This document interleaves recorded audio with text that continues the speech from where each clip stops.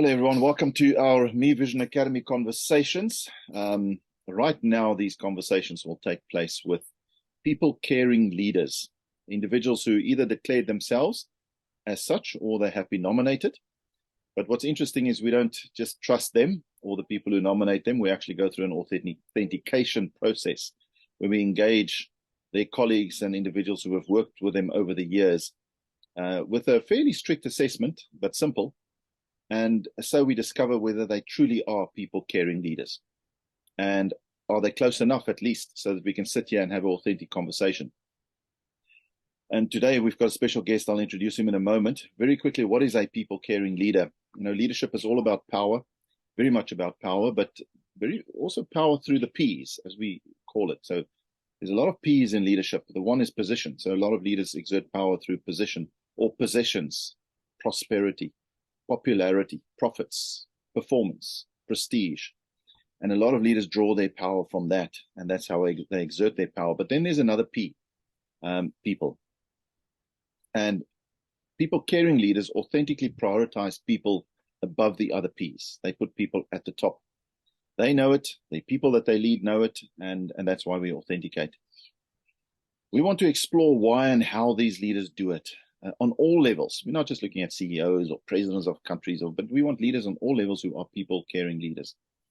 And hopefully we can start a community where we expedite the journey of awakening more people-caring leaders. There are a lot of leaders out there that can and want to be people-caring leaders. And we certainly want to ignite that in our society. Today with us, Dr. Hein Brandt. Hein, call you Hein, is that okay? Yeah, please do. Hein, welcome. Welcome to Me Vision Academy. Thank you very much for having me. Hein, I've got, very quickly, I'll scan through this in terms of your, well, great. Now I've moved away from your profile on LinkedIn. I'll just go in very quickly. So you have a PhD in ethical leadership. Very exciting, from the Da Vinci Institute, MBA, University of Free State, and quite a few other diplomas and qualifications. Some of them, very interestingly, from the SA National War College. You were a commander in the Navy.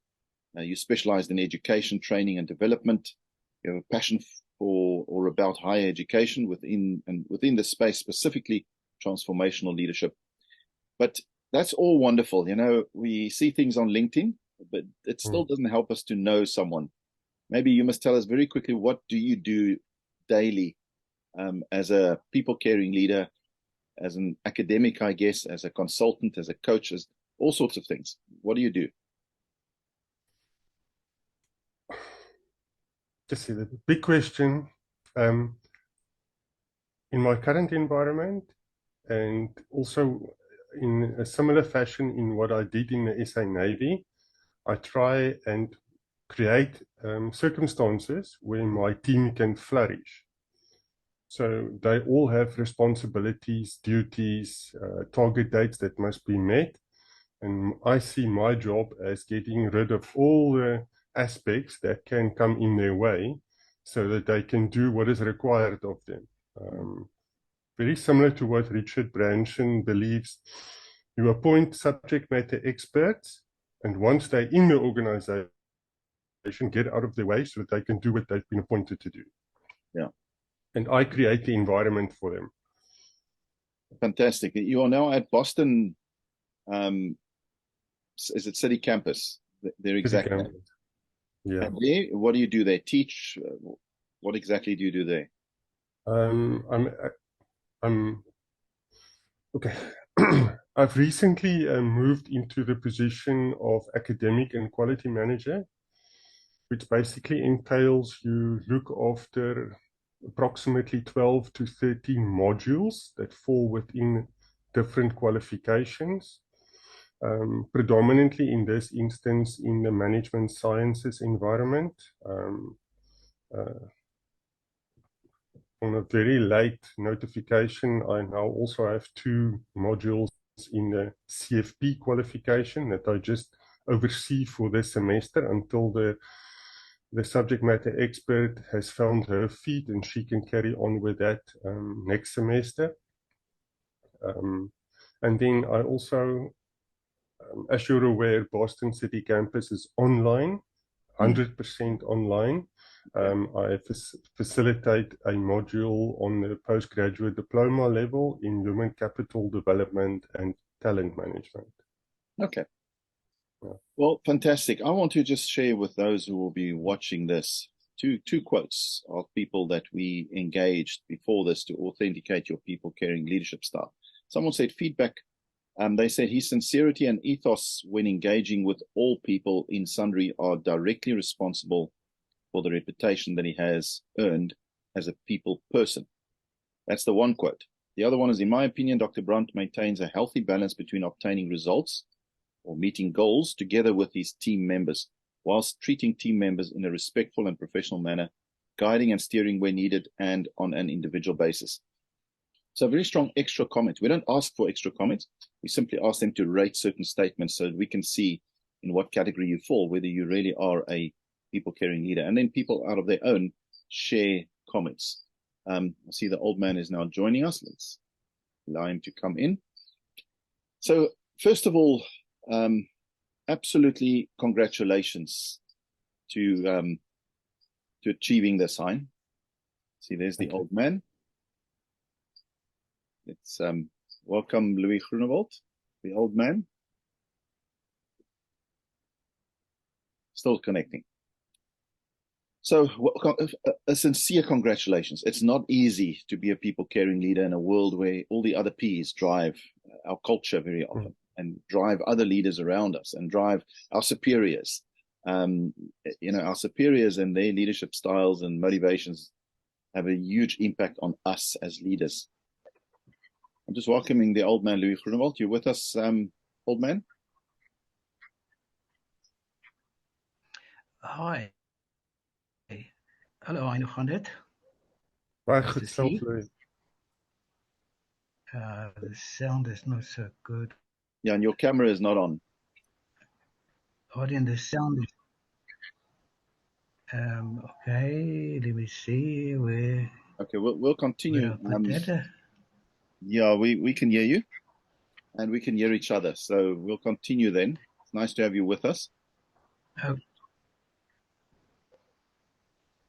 Okay, Hein, so let's continue. Okay. First of all, we absolutely congratulate you for achieving this, and that's why we will also give you a certificate on another occasion after today's conversation. When we understand you a little bit better, there'll be a conversation around how we word that certificate to recognize you for your people caring leadership. But my first question is, where and how did the breakthrough happen for you? I mean, to focus on people, that people prioritize above all other things in essence. How did that happen, and when did it happen? Was there a specific moment? Have you always been like that? Is it something of late? Just tell us a little bit more about how you arrived in this space.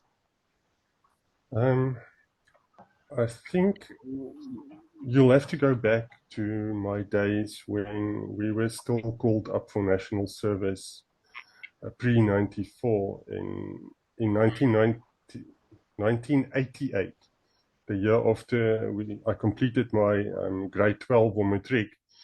I was called up to the South African Navy, and my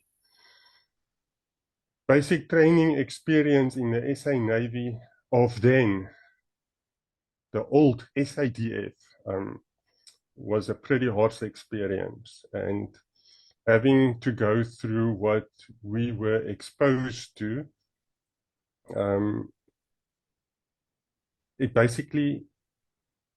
I made the call then where I indicated I will never treat anyone the way I was treated. Not taking away from the fact that they believed in the ethos of breaking you down and building you up. It works. I fully subscribe to that. But there were instances where I think they went a little bit overboard, could have handled it differently, but that was the time. But that's when I made the call. I will never do to others that was done to me. I will find alternative ways of getting people to willingly do what can be done, Sure. buying into the vision. So from there on, you just worked on it. I mean, how do you view people? It depends on the context. Once again, in the Navy, you work in a hierarchical organization. Anyone with more gold on the shoulder can tell you what to do. So you basically don't have any choice. If the instruction comes, you execute it. The ethos there is first comply, then complain. Now working in academia, it's totally different because everyone complains, very little complies, because everyone has got a little chip on their shoulder, whether on the top or on the bottom.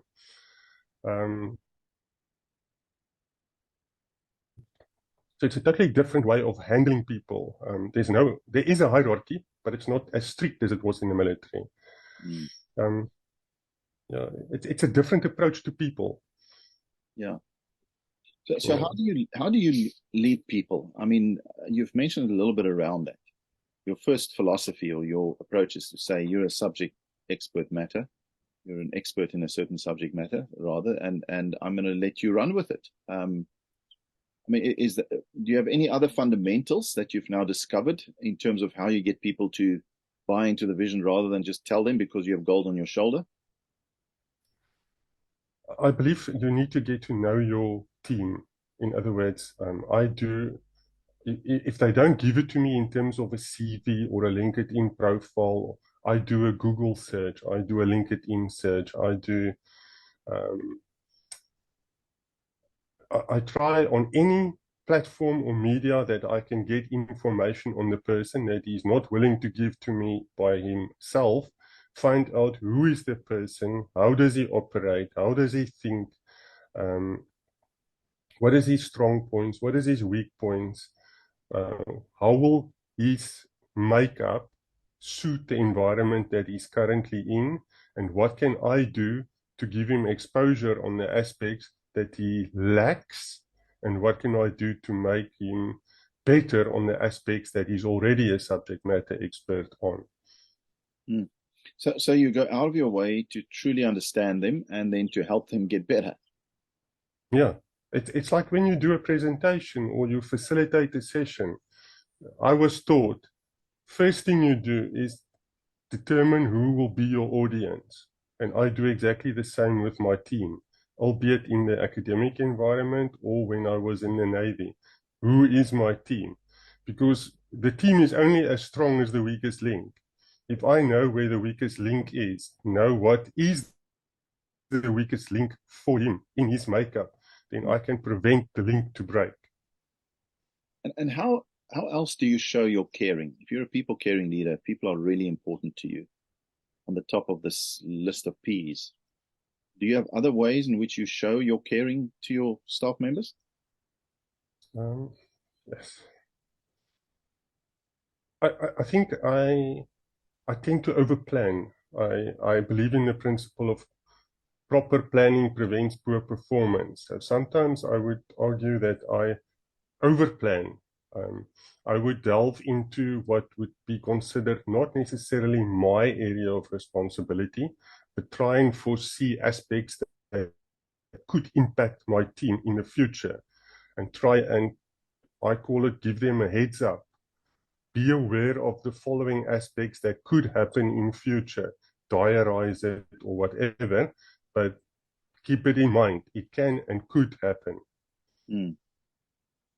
So just making them aware of aspects. Yeah. If they're not aware. Yeah, I mean, but then also not to get superficial in a sense, but a lot of leaders would show their caring by remembering birthdays, by having one-on-ones. But sometimes that's pretense. Sometimes it's not really caring. So I don't know what your view is on those kind of actions.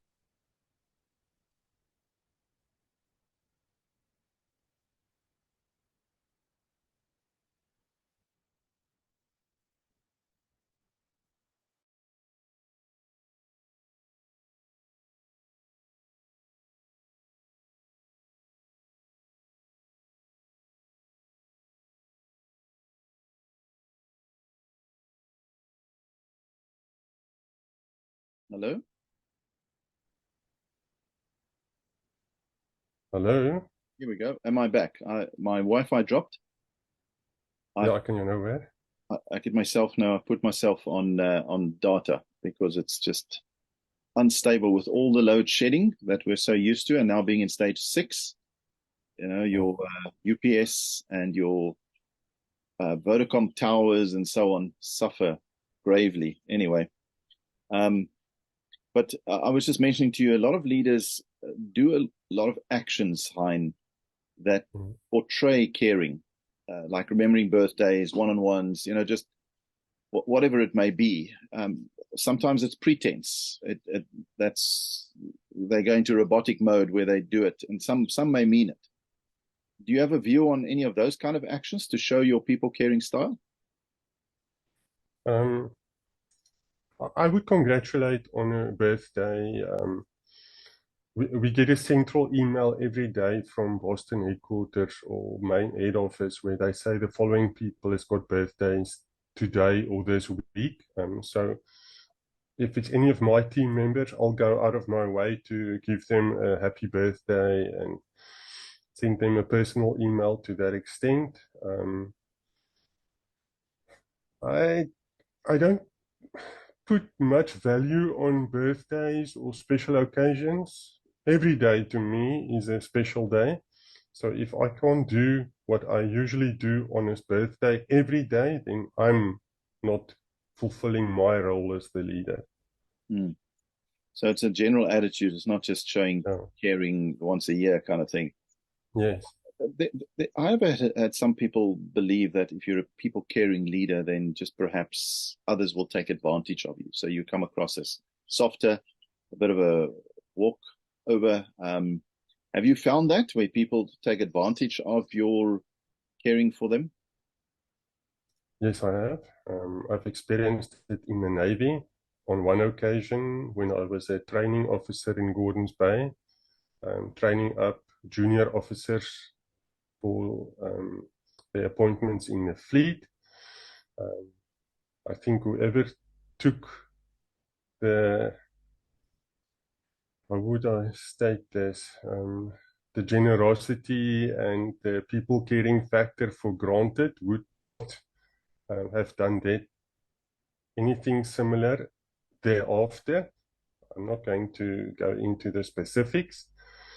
And I would say more so in the academic environment because you work with people, highly qualified people, some of them are little prima donnas, and some of them don't adhere to timelines because they consider themselves to be the subject matter expert, irrespective of they are being managed or not. So where in the Navy, I would have been a little bit more harsh or not lesser of a people-caring leader, but you have different policies and regulations that govern the way that you can manage that person. Yeah. In academia, it's a little bit softer approach. People has got if you speak too loud, they get a headache. If you give them a little bit of subtle, a little bit of a harsh, subtle talk to, they get booked off sick, or they're under stress, or aspects like that. So you choose your methodology and you choose your person.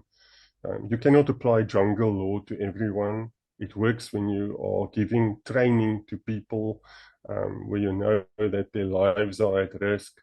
But when you manage and lead people, it's on an individual one-to-one basis. Yeah. Okay.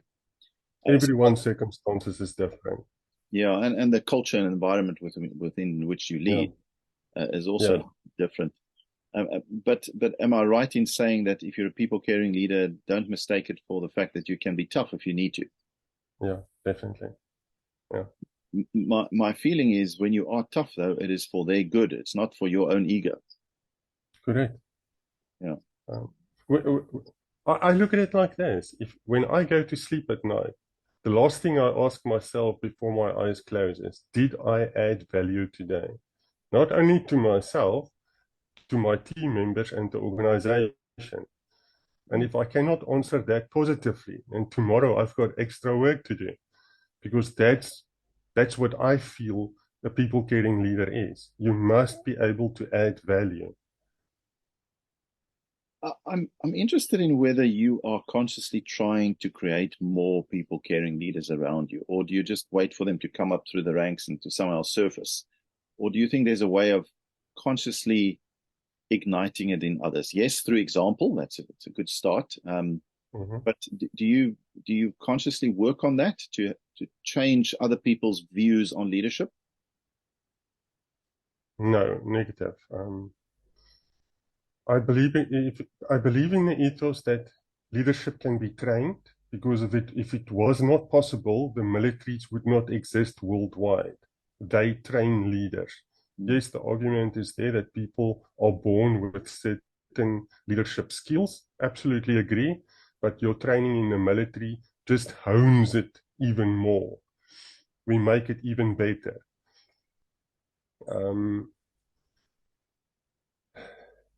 To answer your question, it's difficult. Some people has got a natural ability to lead, or they've got the potential to lead and they don't realize it. I see it as my duty and responsibility that if I pick up on that, if I see you've got the potential, I'll start working on you as an individual to see if I can get you to climb out of your box, expose you to more experiences, expose you to aspects that you have not been exposed to get you out of your comfort zone, where with others in the team, you can see from their actions, from the way they conduct themselves towards you, there is no way that they want to be a leader. They prefer being a sheep, just running with a crowd, not willing to put up their hand and say, I'm willing to make a difference or do something extra. Yeah. Okay. I know the old man also has a question or two for you. If his signal is good enough, we'll come to him now in a moment. But what role does feedback play in a leader's life, would you say? So the first thing is leaders have titles, right? And they have positional power over people. Whether the leader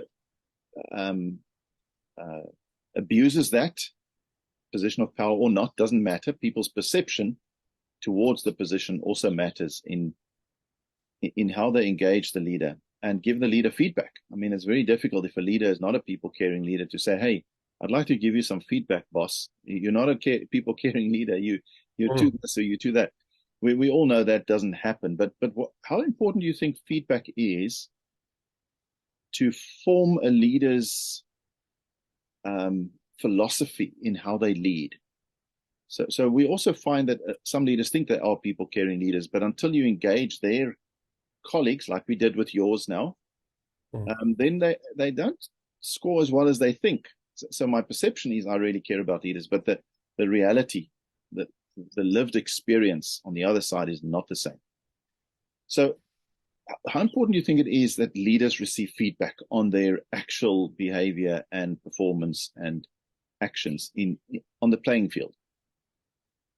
I think it's very important. I think the leader must be open to receiving feedback, albeit positive or negative.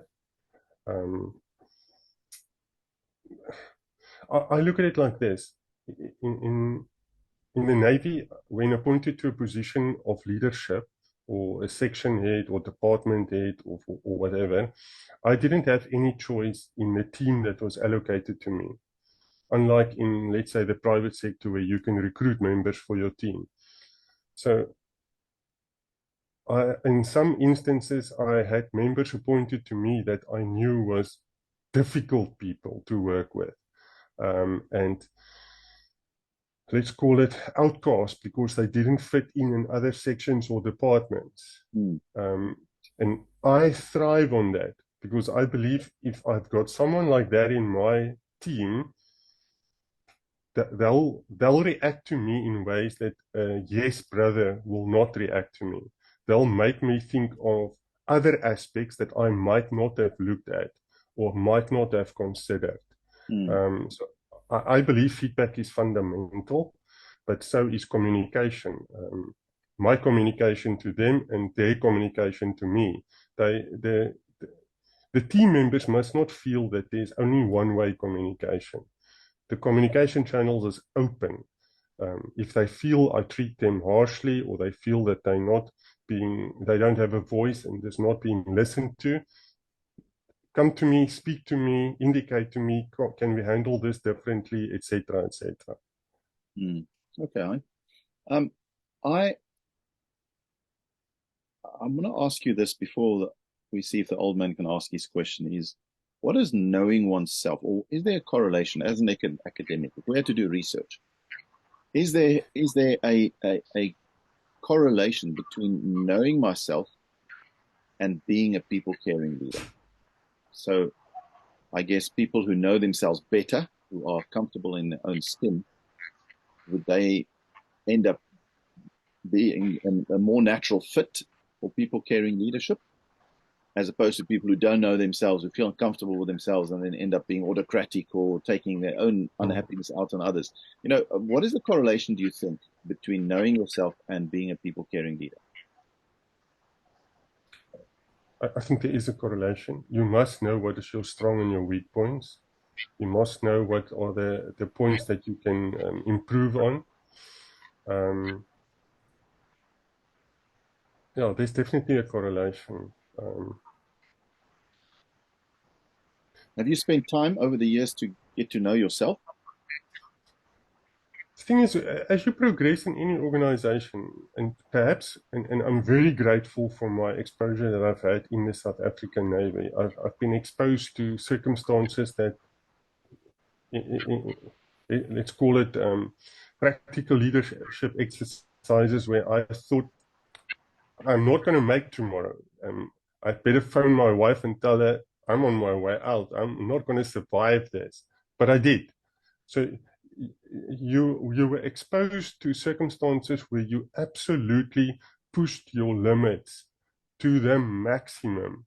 And that's when you start learning, what can I do physically? What can I do mentally in terms of conditioning my mind to say, this is not the end, you just need to push through. Yes, absolutely. There is instances where I think, especially the generation that we get that is now completing school and university, that has not been exposed to the aspects that we've been exposed 25, 30 years ago, they don't know what they can do. They don't know what they could have done because they haven't been exposed to it. Going to a CrossFit boot camp is not the same as doing military basic training in the Army, Air Force, or the Navy. Yes, you exert sweat, but it's different because you're not under stress. You're not deprived from sleep. You're not deprived from food, etc., etc. So yes, you definitely learn as time goes on. What are your weak points? What are your strong points? What circumstances do you prefer to act in? What circumstances would you prefer to stand back in? And I believe leaders should be better listeners than speakers.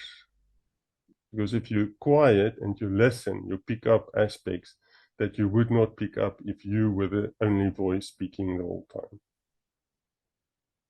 Thank you, Hein. Old man, do you want to ask your questions? You've got something about the true self. You just need to unmute yourself and maybe switch on your camera. Let's see how far. With the camera, but let me go ahead. Can you hear me? Can you not switch on your camera? Can you hear me? Yes, we can. No, sorry, where's my... Okay, I'll switch it on. I'm battling, but I just want to make sure. Adrian, I can see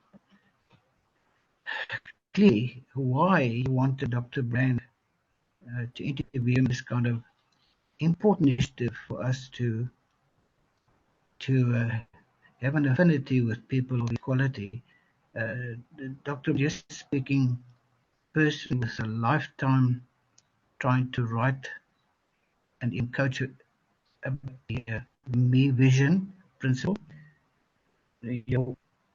Your words were golden threads to me of somebody who's gone down that path. I just want to mention, Adrian, that Dr. Brandt's experience in the military was a good one, because it superbly balances out the possible weaknesses of being academic, and he's pointed. That's why I see the steel in him, and steel may have a velvet coating, but it's still important to see in terms of helping other people, or leading them to greatness, which is the term that Dr. Brandt used.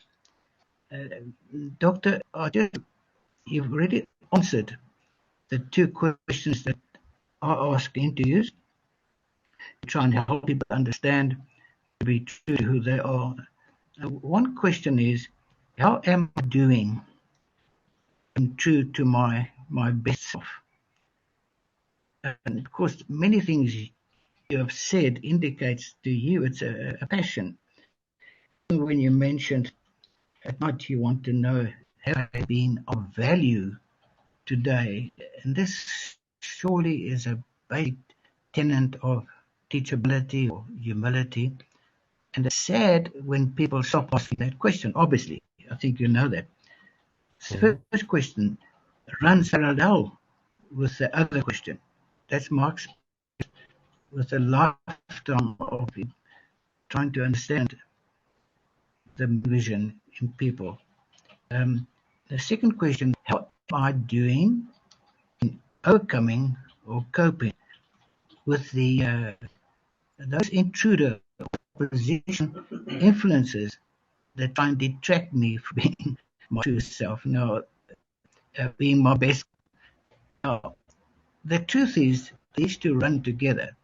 You mentioned several things where you recognize this and say people are environments where they may feel reasonably smug that they are overcoming and doing fine because they have not been confronted with situations which challenge them.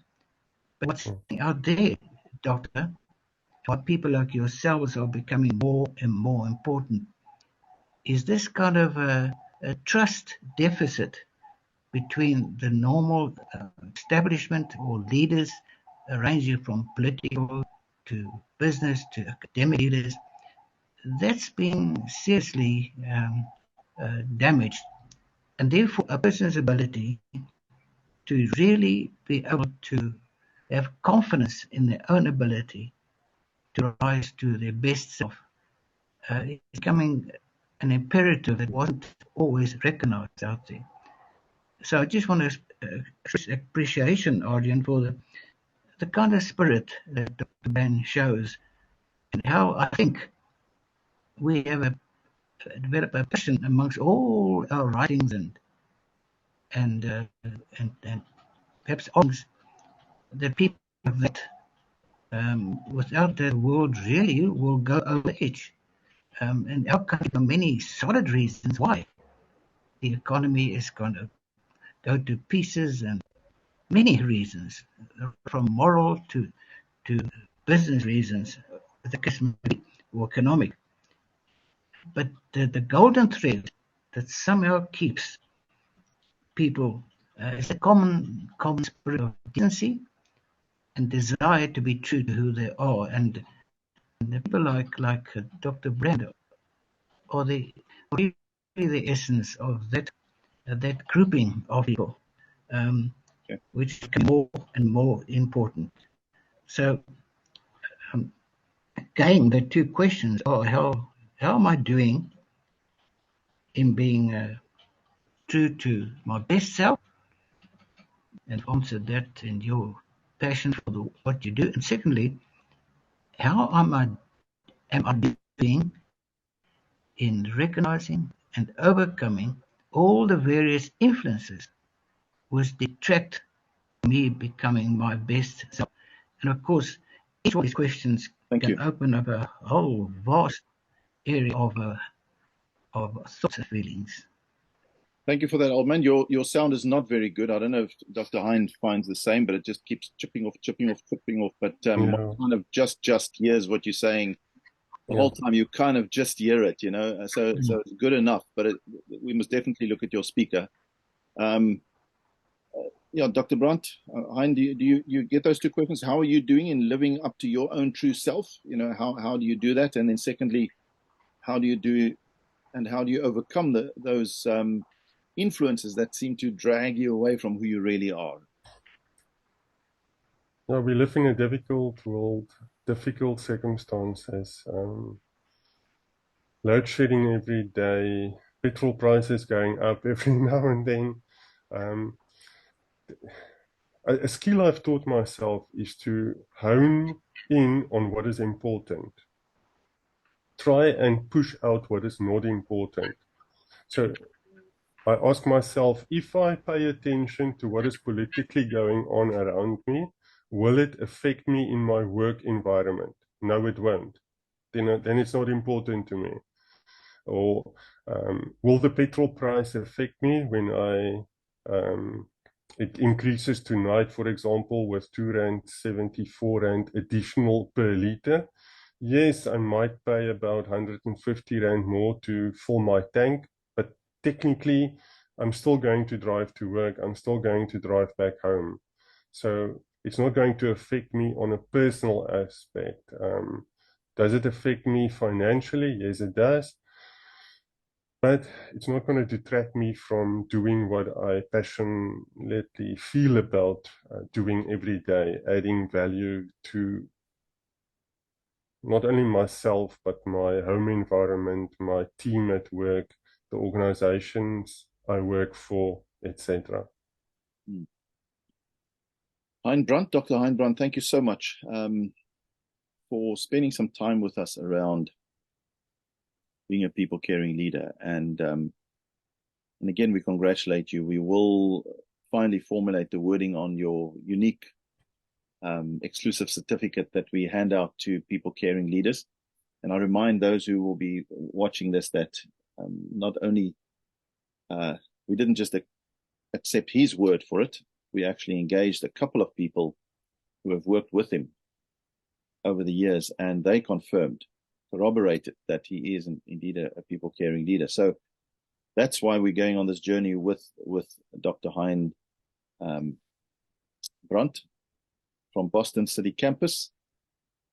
And we look forward to giving you your certificate. Thank you for spending some time with us. Any final piece of advice you would give leaders? So if there are leaders out there who see the value of people, but people are not quite at the top of the P's, the list of P's of power, of position, prosperity, popularity, and so on, what would you say to them? Think back a few years, months, decades, when you were in a similar situation that they are now. How did it feel when you were at the bottom of the ladder, now that you are at the top of the ladder? Leaders has got a responsibility not only to lead people, they've got a responsibility to develop other leaders. And that's a huge responsibility. I personally feel we train hundreds of managers, thousands of managers, because there are an enormous amount of qualifications, certificates, etc., that gives you the necessary skills to be a good manager, but very little out there to teach you on how to become a good leader. That's a skill, although they'll argue that it's part of the management process. Yes, it might be one of the 4 pillars of the table. But leadership is a skill that is not, you can't get it from a book. You have to experience it. You have to be put in a position to feel how it is to be led and how it is to lead. Take cognizance of your team. Determine the characteristics of the team. Find out what is their strong points, what is their weak points. We had an organization in the military. They called it the Military Psychological Institute, that assisted us when we did officer selection in the Navy. And there are many of those psychologists, psychometrists out there in the private sector. So you don't necessarily need to use those skills only in the military. Make use of those people in the private sector as well. Identify, analyze, do proper screening when you appoint people to positions, albeit in your team or in leadership, because you don't want the wrong person in the wrong position. Correct. Dr. Hein, Brandt, thank you for joining Me Vision Academy and talking to us about being a people-caring leader. We really appreciate your time. Thanks, Adrian. Thanks, Larry.